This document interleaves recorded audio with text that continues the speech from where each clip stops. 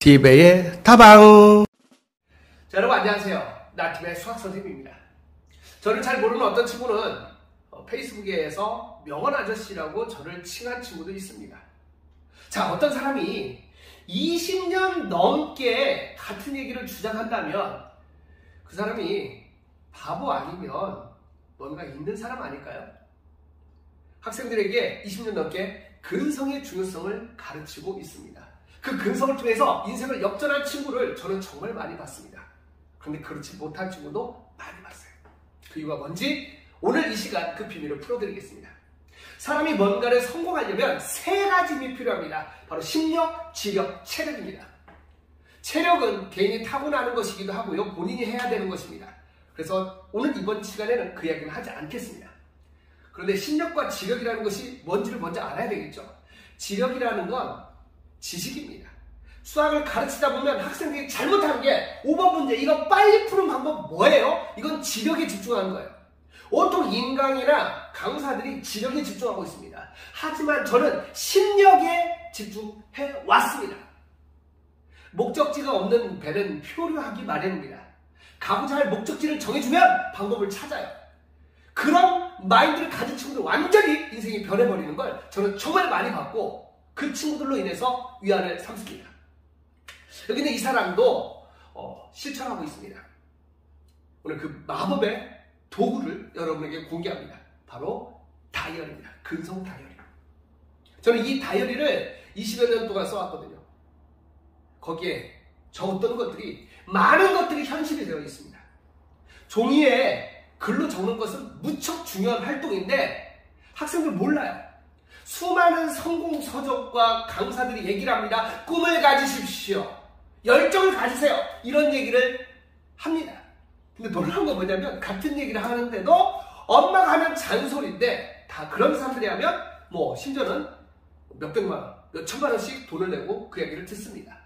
근데 그 이야기를 들을 때는 불타는 마음이 생길 겁니다. 아마 유튜브에서도 동기부여다, 자기개발이다 많은 영상들이 있어요.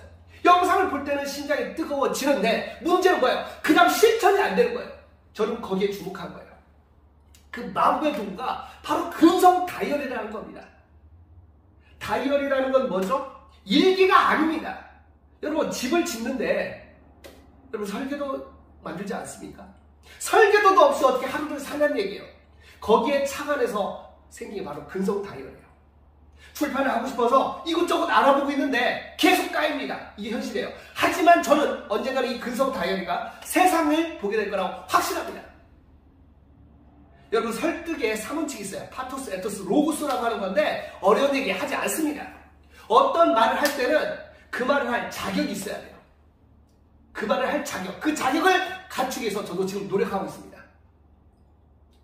똑같은 얘기가 잔소리가 되기도 하고 똑같은 얘기가 가슴을 후벼 파는 명언이 되기도 하는데 이 근성 다이어리의 특징은 뭐냐면 오늘의 명언이 있어요. 근데 그 명언은 여러분들 한번 묻고 싶습니다. 나는 천천히 가는 사람입니다. 그러나 절대로 뒤로는 가지 않습니다. 이 명언 들어보셨나요? 제가 인생을 바꾼 명언 1번이라고 하는데 처음에 누가 한지도 몰랐어요.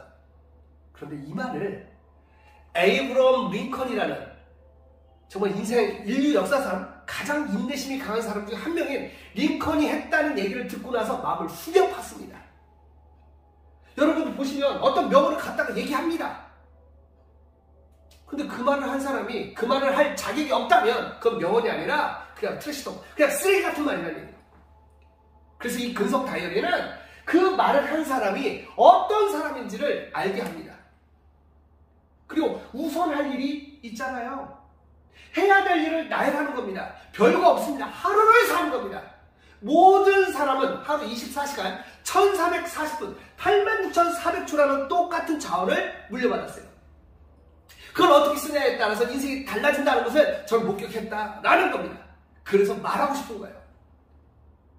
해야 할 일을 나열해서 하나씩 지워가다 보면 나아진다는 겁니다. 여러분 머리는 하늘에, 발은 땅에 둬야 됩니다. 목표는 크게 갈 때 하루를 살아가는 거라고요. 제가 들려드리고 싶은 이야기가 바로 이것입니다. 여러분은 전략과 전술에 대해서 알고 계시나요? 어렵죠? 전쟁으로 전략과 전술이 있다. 근데 그걸 간단히 표현하면 전략은 어디로 갈 것이냐, 전술은 어떻게 갈 것이냐입니다. 목적지가 없는 배는 표류하기 마련이에요.